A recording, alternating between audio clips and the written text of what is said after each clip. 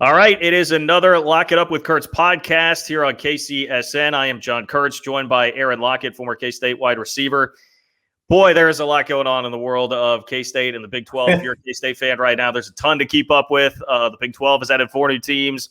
K-State is 2-0, and the Wildcats are knocking on the door of the top 25. But now we've got quarterback injury issues to talk about yet again. It feels like last year all over again. But, man, it's a lot going on. I tell you what, Aaron, I know you were in Manhattan this weekend. I was obviously at the game on Saturday. Between like Friday, the new additions to the Big 12, Saturday, we have the game. We have Skylar's injury. Gene Taylor talked at halftime about everything going on with the Big 12. It was like my head was spinning by the time I got done on Saturday with just everything that's happening right now. So it's a lot. There's a lot on the plate of everybody right now. No, I agree. I think we always talked about the biggest concern that we had as K-State guys is, can we keep Skylar? Skylar is going to be the glue to the offense. And I think we even saw that early on. And so we'll get into the game here shortly. But the atmosphere is electric. It was nice to be in Bill Stadium. It was great to see former players. Happy to be in the stands. But, man, I didn't expect it to be that close or even behind at times. But we found ourselves fighting. We learned a lot about a lot of players through adversity. But, man, we got to win. We're 2-0. That's what's important. And we've got a new test coming up with Nevada. So, man, where do we go from here? Yeah, I mean, you're right. Good point on the fact that that was, yes, the first full capacity crowd home game for a lot of these players. I thought that was one of the interesting things to hear from, like Will Howard. Deuce Vaughn had not played in front of a fully packed Bill Snyder Family Stadium yet. So that was a cool experience. You could tell those guys really appreciated it. But yeah, it was a close game. K-State wins 31-23. They trailed at one point 23-21. Yep. And it seemed like, I mean, to me, it was a close game, but it felt like if Skylar Thompson doesn't get hurt, K-State was going to roll in that game. It felt like they came out pretty crisp, pretty sharp. Chris Kleiman said afterwards that like he purposely, they took the ball first because the offense had practiced so well. They felt really good about where things were going.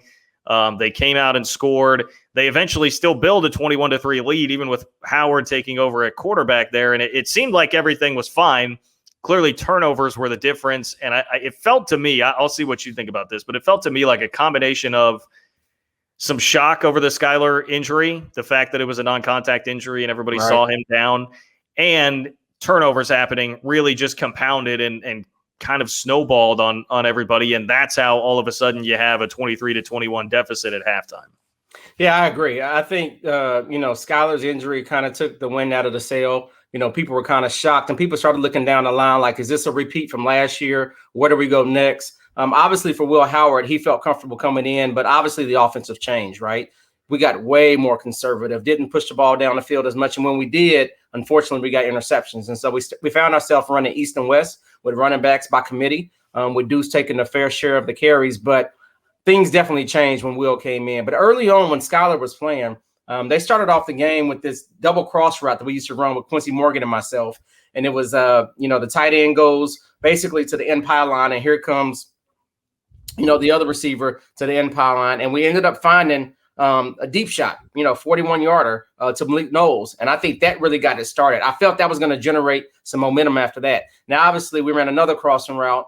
And I think we threw it behind them. They intercepted it. So once again, kind of let us down a little bit. But I think Skylar was just getting comfortable. You got to realize he hasn't played in a very long time, consistent games, right? And so he's just now getting back into the swing of it. And so he's going to be a little bit conservative when he throws some of those balls. But I think he was learning through trial and error through those first 2 games. But the injury, man, it hit us hard. And it's going to be interesting to see how we propel going next. Yeah, and I felt like the players, it seemed like Kleiman and the players after the game really did kind of admit that took the wind out of their sails. Like that did kind of throw everybody for a loop. And it obviously didn't totally immediately because they went down and scored, not just finish off the first drive, but then they scored on the next drive that they had. Yep. But after that, it was just like, and to me, I hate railing on this too much because it was Deuce Vaughn. It was his first fumble since his sophomore year of high school.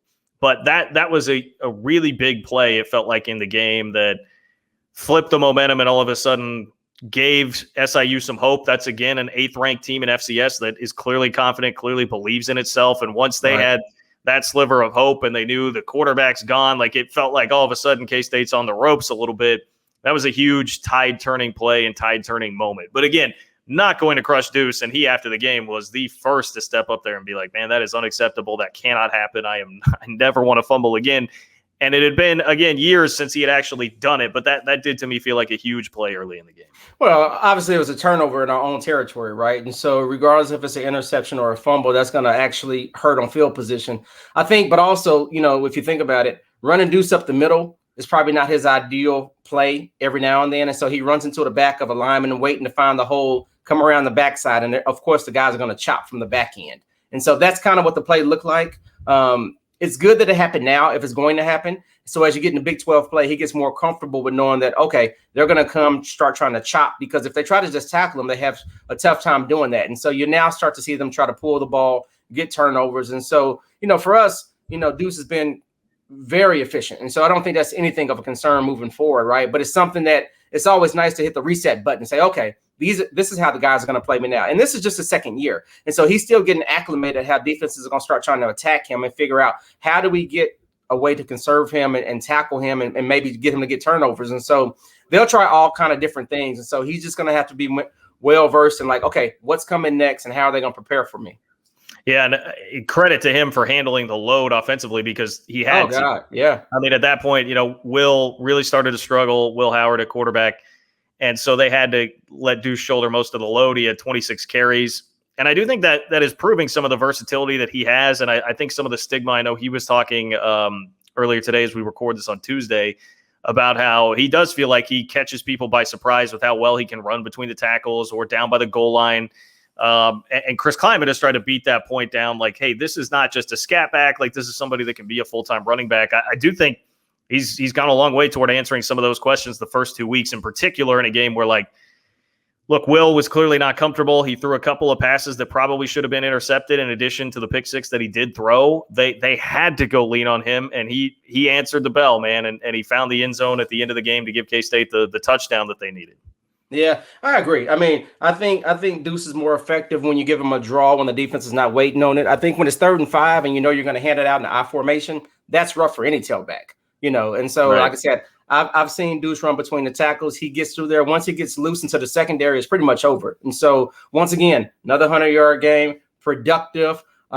He's just one of those guys that's making a difference for us. He's what I call a home run hitter. And so Malik Knowles is starting to show up in that light too. So we've got to find a way to continue to get him the ball, right? Nearly had 100 yards in the first half. Like, that's the game I wanted to see from Malik. Big plays down the field, stretching it, get him on a short out route. Like, they really started to use him in the way that I wanted to see them use him consistently. And so I think he's building confidence as well. And so whether it's Skylar or Will Howard, we've got to find a way to get our playmakers the ball. And so that's going to be on the coaches and on the players to make that happen. But they're going to have to, because the competition will get stiffer moving forward. Yeah, and I will say just a quick note on Malik Knowles. One thing that was very encouraging to me is hearing that he was a guy that stood up in the locker room at halftime and said, like, hey, we can't be doing this. We have to get our stuff together. And that is another little tick in the column of leadership for him that's been talked about a lot. And he clearly has grown a ton in that area. And look, I mean, they may need some of that from other guys offensively, because Will Howard is still young. And it just seemed to me like his confidence did come unraveled a bit in the game. I guess I'll see what you thought about that. But felt like when there was no adversity at first, he scores a touchdown. They go on a 10-play, 56-yard touchdown drive to back that up. 2 scores. Everything looks good. It seemed like he was sharp. The ball was coming out of his arm. I thought better than it did last year. But then once there was some adversity, it seemed to snowball pretty quickly. And I think that seems to me, to me, the non-trained football eye from the outside, that seems to be the deal right now with Will is, can you handle adversity when something doesn't go your way? And can you keep that confidence that, hey, you are a good quarterback, you've got a good arm, and you're very athletic. There are a lot of things to like there, but it's just not making the mistake right now that is killing him. The biggest concern is turnovers. I think that right there shuts down the confidence. And so when you throw an interception, you flip field position, they get a chance to have the ball after just having the ball. I think that is the one thing that we have to make sure that we control. And so that's going to, change the play calling. If you're throwing interceptions, we're obviously going to run the ball, right? But then the problem is the defense knows you're going to run the ball. And so now they've got man-to-man. They put more of the front 7 across the line, and it makes it harder to get first downs. And so we're going to have to throw the ball regardless of who's in there in order to move the chains. And so running is something that we can do, but we can't lean on it 100%. These teams are just too smart nowadays. We have too much talent on the outside, whether it's using a tight end across the middle. We've got to find a way to move the chains. And maybe we don't hit the deep post or maybe the deep comeback, but maybe we start hitting like the curl routes or something that's more of a concept. Hit the curl and flat or hit the out route, something that he feels comfortable throwing to where it's either the receiver catching it or it's an incomplete pass. But throwing across the middle of the field on the dig route is just too much right now. You know, if it's not thrown on time and it's a high throw and it goes over the receiver, then it hits the safety, interception, and that loses field position. So we've got to think about the routes that works best for Will now based on his confidence. And then as that builds, maybe we take a shot down the field later on. Yeah, and I would say here, just to get everybody totally up to speed on what's going on, he is the guy. Like, he's going to be the starting quarterback this week. The good news on Skylar Thompson's injury is that it is not going to be season-ending, which obviously is what you feared when it happened. And just from seeing that it was non-contact, seeing Skylar's reaction, seeing Chris Kleiman's reaction where he's crying right next to Skylar, you can understand the fear everybody had there. But it's not going to be an immediate comeback. They're calling him week to week right now, but not going to be season-ending. I would just say that I am hoping that by Oklahoma or Iowa State, which is game 5, game 6, you may see Skylar Thompson back. That would be what I could really share on the injury front for him right now. But it means that for now, you're going to have to figure it out. And that is going to be Will Howard's to lose unless Jaron Lewis can take it from him. That's the other thing. A lot of people have asked about Jake Rubley, who is a true freshman, 4-star quarterback. He was a lot of hype coming in. But you have to keep in mind, 1, again, a true freshman, and 2, he had virtually no senior season of high school because the Colorado State Athletics Association didn't let him have a season. He tried to transfer to Iowa and then got declared ineligible. So he really missed out on a full year of high school development. Then he had an injury in fall camp. So Kleiman even flat out said today he's just really not ready right now. So you're looking at Will Howard and Jaron Lewis being the guys moving forward here. Yeah. So there's 2 things here. For Will Howard, it's all about confidence, right? And so the thing, here's a silver lining in Skylar's injury.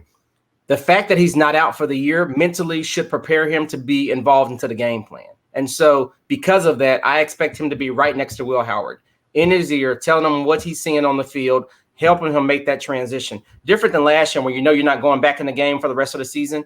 You don't always mentally check out, but it's harder to help the players because you're like, I know I'm not going to get out there again. And so the fact that Skylar's going to get out there, hopefully that brings some confidence that Will has him by his side, mixed in with Colin Klein and saying, okay, this is what we have to do. All 3 of those quarterbacks have similarities, right? They all are pretty tall. They all can run. And so there's some things that Will's going to have to take from Skylar's game to implement it into his. But ultimately, the biggest thing for him is control the ball, get rid of the turnovers. And I think from there, we have a chance. But here's the thing about next week that's going to be a little bit concerning is Nevada can score, right? Nevada has a quarterback. Rubio on the outside as Romeo as a receiver. They're going to put up some points or at least try to, right? And so we're not going to be able to just hold the ball unless we score first and control the game. But outside of that, we're going to have to find a way to get some points. And so once again, we're going to have to go back and utilize Brooks and utilize, our receivers and tight ends to make sure that we can move the change and then catch deuce. Once again, those one-on-one matchups is what we're looking for. And then we're going to have to score as we need to. Yeah, you bring up a really good point about Nevada. That's a good team. If you go look at the AP top 25 right now, K-State is outside of it, but receiving votes, K-State is 33, Nevada's 34. So they're right there. Carson Strong, just this week, CBS Sports put out a couple of mock drafts. One had him as the number 1 overall pick, and one had him as the number 2 overall pick. So he's legit. Like, this is a dude, and they have a lot of big receivers, like 6'3", 6'4", kind of receivers that they're going to bring to town. They've already beaten Cal, Power 5 opponent, earlier this year. So, like, they're legitimate. This is a team that can win. And look, Vegas thinks that. I mean, Vegas has Nevada as the early favorite. They opened as a 2.5-point favorite in this game. So you're right.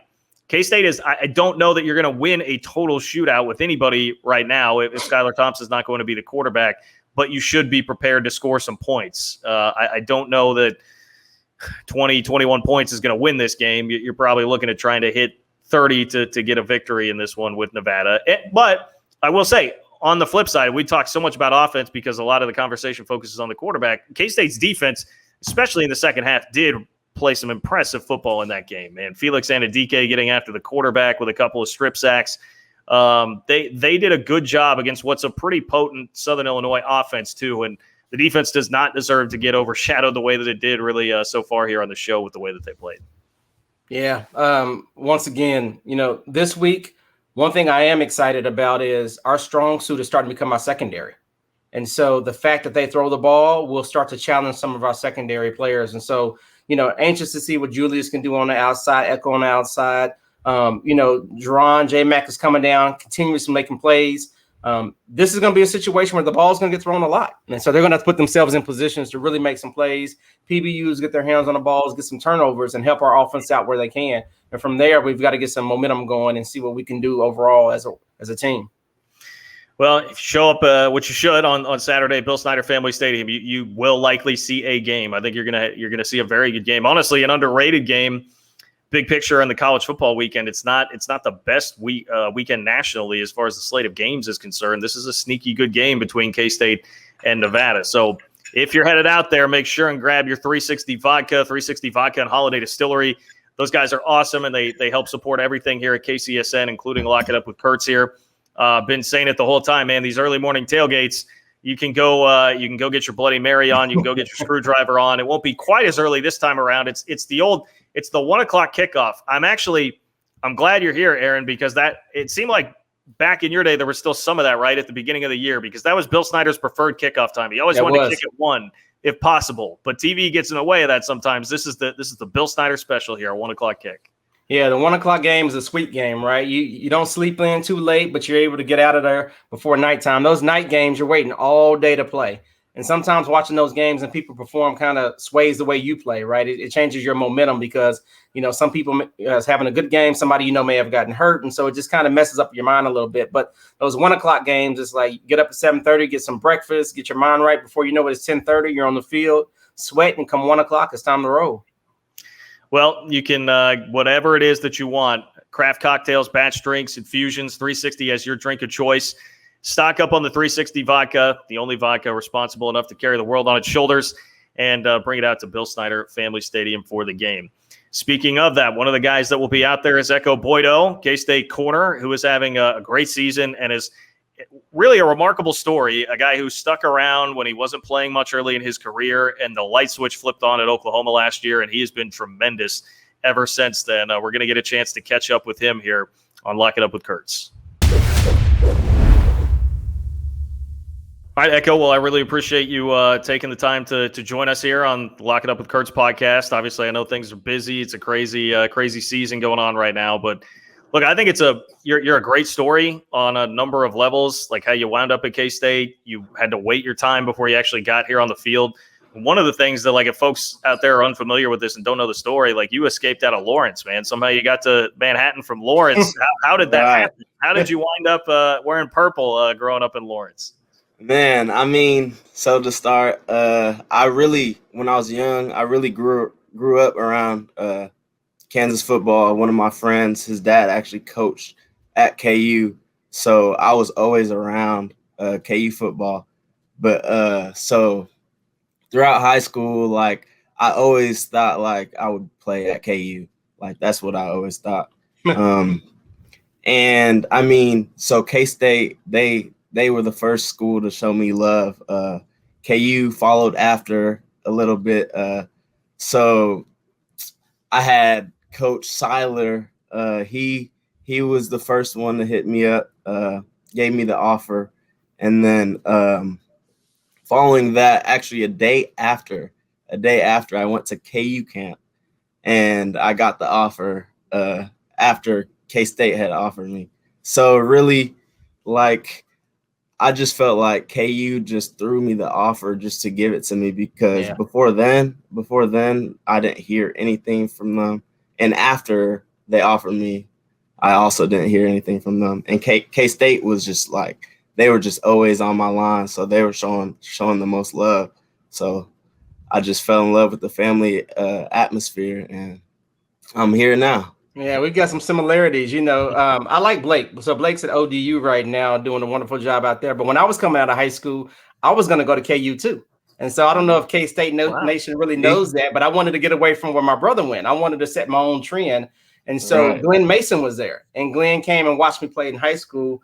And I had 3 touchdowns, 2 picks, and 5 catches. And there you go. I had a Jayhawk jacket back in school. And so the next thing I know, he went to Minnesota.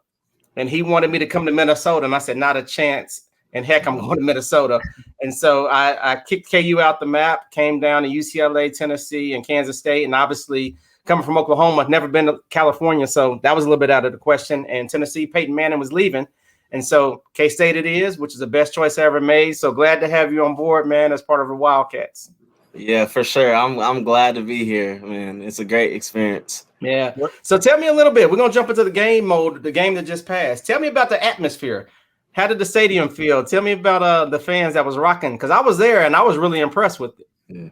I mean, this was like my first experience of having a full crowd. Wow. So, I mean, it was, you know, you get the chills when you're running out.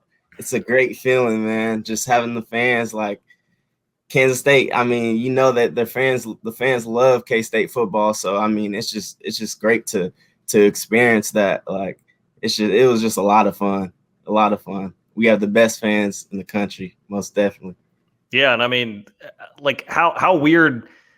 This is something I don't feel like we've asked you guys a lot about last year. Like, how weird was that experience last year with like all the crowds, even going on the road and stuff, where there's just not that many people there. Like that had to be a pretty jarring experience from what you're typically used to.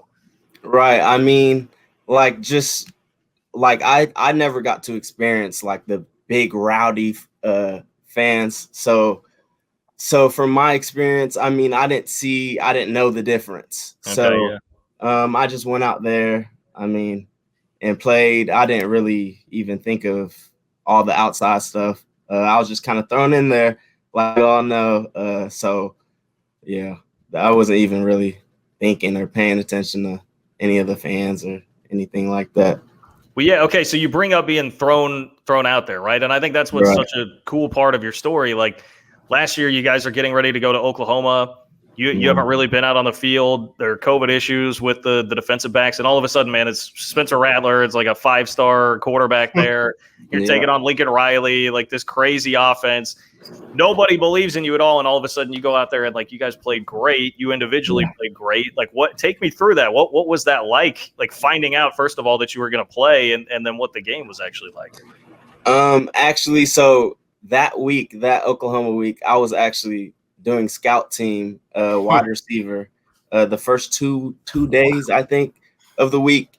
And then I figured out that two of the starters went down with COVID, and I was just thrust into the role.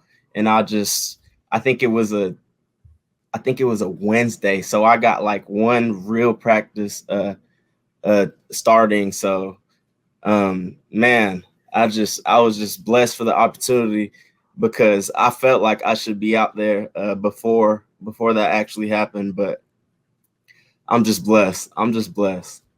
Yeah, what I will say is I've had a chance to watch you these last two games, and I see the confidence coming. I see you look very comfortable out there, right? And so I don't know how much you know about K-State's real history around defensive backs, but you talk about the Chris Cannys and the Joe Gordons, Demetrius Butlers, the Terrence Newmans. Like there's a lineage of DBs that's come through Kansas State, right? And so, you know, to put you out there and be on an island by yourself is something that's incredible. As a receiver, I love to see that one-on-one man-to-man coverage. But tell me about your thought process when you get a receiver and you know you're locked up man-to-man. What are you thinking? Call it 3rd and 7. What are you thinking as far as route-wise, and what are you thinking about coverage?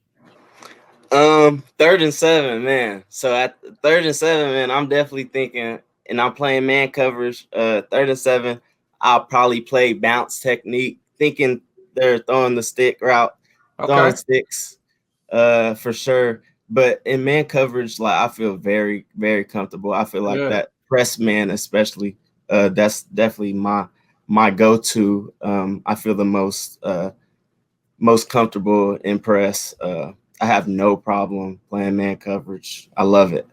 Yeah, that answer lets me know that you are a speed guy. And let you know that you trust your speed a little bit. Go. So I remember seeing on Twitter in the spring, and I'm going to ask you because I'm a speed guy. Are you a 4.39 guy or a 4.4 guy? Because there's a difference right there, right? Just like 5'11", 6 foot. Which one are you? Which one are you? 4.39 or 4.41? 4.38? Okay, welcome to the club then. That's what I'm talking about. Yeah. I appreciate that. So hoping to get that down too. Hoping to get that down too. There you go. I like it.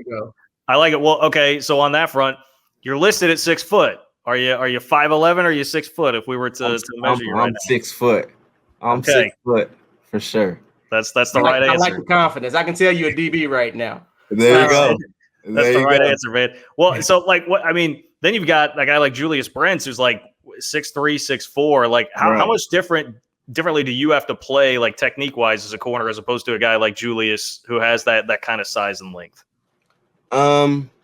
I mean, I feel like I have long arms too, so we share the same thing with having long arms. So I mean, in press coverage, I feel like I don't think Julius like has something over me because I also have long arms. So it's like, so we both compare in that way. But I mean, against taller, bigger receivers, I mean, he might have just the physical presence, just to show that he's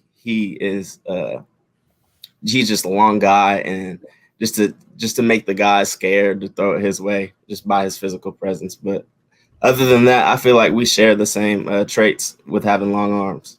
You feel like teams are kind of thrown away from you right now? I mean, it seems like honestly you have the respect of just about everybody that you go up against at this point. Right. I feel like that's because like I said, I love pressing. So and I feel like I play very tight coverage. So I feel like the quarterbacks seem to just look me off and then go the other way. So I mean, that's a compliment to me. But your front seven is doing an amazing job. Yeah, your front seven is doing an amazing job as far as well too. That's big time. And so I want to think about the game that just happened over the weekend. So when the quarterback goes down, Skylar in this instance, what does that do to the defense, right? Because now your captain on offense has gone down, and you guys understand you got to step up. And then moving forward, with Will Howard coming in, the defense is now going to get a little bit more pressure to say, okay, we need field position, we need stops, right? What's the thought process from a defensive standpoint around, okay, how can we make sure that we bring this up for the team? Right. I mean, Skylar, I mean, he's the leader of the team for sure. Missing him, not having him is definitely tough on us, but I feel like it's also brought our team just closer and just made us all have to step up. So I feel like for this week and like weeks coming until he gets back, like we just what coach has said is we all just got to pick it up a notch. So I feel like Will Howard will do just fine. And on the defensive side, we'll all step up our game. So I'm excited. I'm excited to see. Well, you guys deserve a ton of credit for the way you played in the second half. I mean, just to lock them down after the way things kind of got out of control there at the end of the first half. Like, what are you guys saying in the locker room? What's being said there to kind of get everybody back on the same page? Because clearly it worked really well. Yeah. I mean, it was definitely chaos when Skylar went down. I mean, Skylar goes down, it changes the whole feel of the game because we have so much confidence in Skylar. But I mean, during halftime, we just told ourselves we all got to step up and do this for Skylar. So there wasn't much said. I mean, we all know when Skylar goes down, a guy like Skylar, someone we need on our team, someone that just makes a big difference in our team. We all got to step it up. And I think we all just kind of knew that. So, yeah. Yep. I got one question here before we let you go. So Van Malone's an ex-player. I love Van Malone because Van's all about leadership, right? Like he connects with his guys. And so tell me, what's the benefit of having a coach that's played the game? He's been around for a long time, does an excellent job relating. How much has that helped you as a player coming in to a big program like this and being able to elevate your game? Like you said, I mean, Van Malone, he was drafted, I think, in the second round. So he definitely knows the game. Just having someone that's been through what you're going through is definitely just a plus. Just teaching us just little things like technique things, and just knowing the game even more. and not only just on the field, but off the field things. Like just telling us all his experiences, helping us learn from his experiences. Coach Malone he's a great guy. Yeah, for sure. Yeah, that's awesome to hear, man. Well, tell you what, man, for me, man, big fan, man. Keep working hard, keep doing what you do. Use that 4-3-8. Is that what you told me? Okay. Yes, sir. Use that 4-3-8, man. And like I said, we're all K-State guys, so we're rooting for you, man. Appreciate you joining. John, any last thoughts with Ekow? No, that's pretty much it. The one last little thing I was going to ask about Van are his crawfish legit? Because I hear all this stuff about his crawfish and like him and Coach True going back and forth on who's better. Yeah. So like that might be the real question here. Who's better? Who's better at cooking the crawfish? Honestly, don't do it. I haven't been able to experience either of their crawfish, but hearing from players, I've heard that Coach True's is better. Wow. But I haven't been able to experience that. But they both take great pride in their crawfish and their seasoning. So yeah. Well, that was a very smart way to frame it. That it's not you, it's everybody else. So you're off the hook. You're off the hook. Hey, man, I echo everything Aaron said. Ekow, really appreciate you coming on. Definitely rooting for you. It's been awesome to see, how you've really ascended within this program, man. Thanks a ton. Yeah, I appreciate you guys. I appreciate the opportunity. All right. Take care.